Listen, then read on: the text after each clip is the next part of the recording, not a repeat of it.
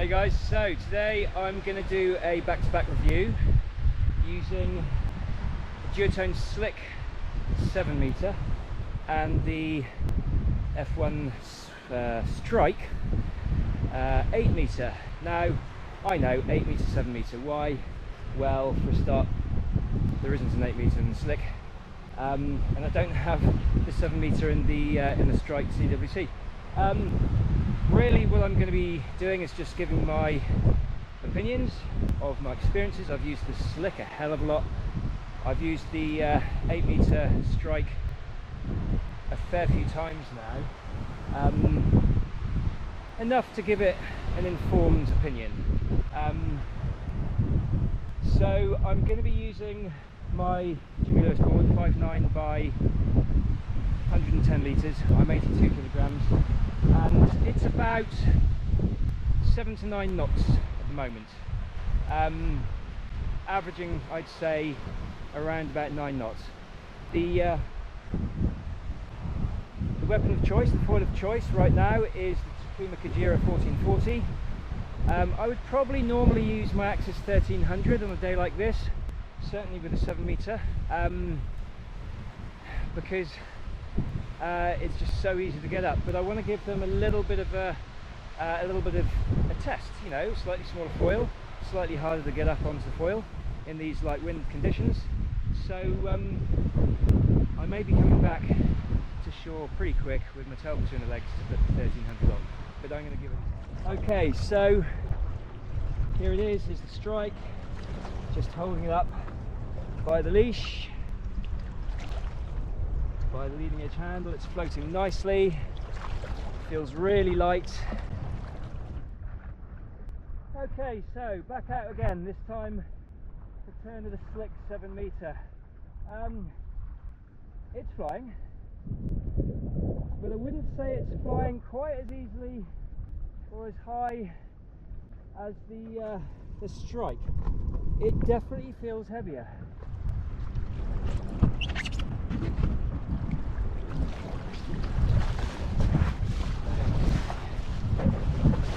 Okay, already getting speed, just the board moving across the water. Oh my god, right, okay. Literally the two or three weakest pumps I've ever done in my life, and I'm straight up on foil. I need to go back in and put a smaller foil on.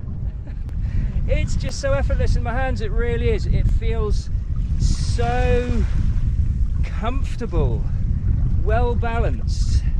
I'm like, the wingtip hasn't touched the water once yet, I don't think. It's not that I'm expecting it to either. It's never really been a problem, apart from the first session where I was used to I'd ridden my 6 meter slick for a few days in a row, and then went on to this the next day and got caught by surprise a few times. Little gybe. Woo! Okay, so I wasn't even thinking about the wing at that point, and it just moved exactly where I wanted it to go. Absolutely no effort whatsoever. I can, you know, sort of move my backhand around to sheet in more power, sheet out more power at will, and there's no flapping, there's no compromise of balance. Oh man, it's just such a lovely wing to use. Yeah, give me a second, I'll go in a minute, I'll change over to the Strike, to the slick, have a go on that, and then what have I got with me? I think I've got the Kujira 1210, so I might put that on and see. Might put on the 980. See if this can get me up and going on the 980 in this Kujira 980 in this wind range. Wouldn't that be something? A little bit clumsy, but that's probably because of the dreaded selfie stick. Okay, so yeah, this is absolutely awesome.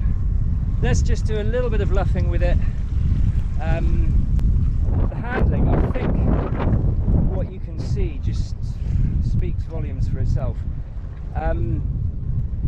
Let me just find a little bit of swell. Okay. Oh, and the swell is pathetic today, it really is. And you can see it moving just.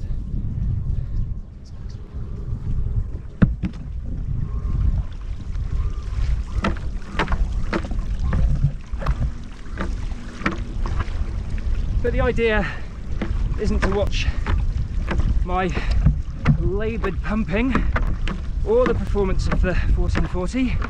It's to watch the strike behind me for its stability while luffing in 9 knots.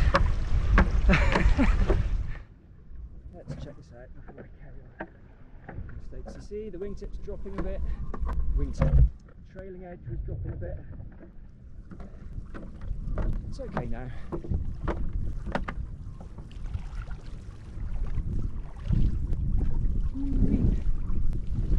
Oh, this is gentle downwinding, isn't it?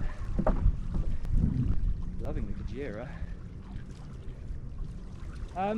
Yeah, you see, it's dropping down. Oh, come on.